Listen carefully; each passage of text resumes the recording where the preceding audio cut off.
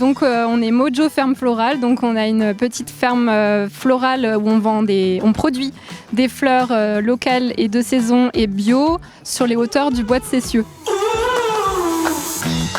Des actions, il y en a quand même pas mal. Ça fait déjà 5 ans qu'on s'est installé à la campagne, qu'on a fui un peu la ville pour une vie plus sobre. On a un micro-habitat, on est autonome en énergie solaire, enfin en électricité.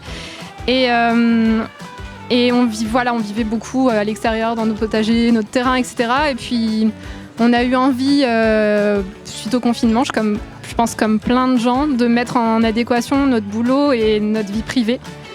Et du coup, on s'est reconverti dans la culture. C'est ça. De fleurs, voilà. Il faut savoir que les 85% des fleurs viennent de l'étranger, parfois de très loin, du Kenya, de Bolivie, d'Éthiopie.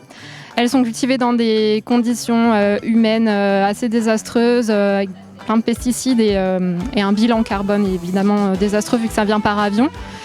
Et du coup, nous, on est adhérents au collectif de la fleur française qui promeut le retour de la fleur coupée française, justement, et locale. Ce qu'on essaie à chaque fois d'entretenir, c'est de limiter notre impact environnemental. On se pose la question d'acheter une chambre froide. C'est vraiment une problématique pour nous dans la mesure où on pourrait conserver nos fleurs à 5 degrés dans une chambre froide qui consomme beaucoup d'énergie. Nous, on est autonome en électricité, donc c'est des panneaux solaires.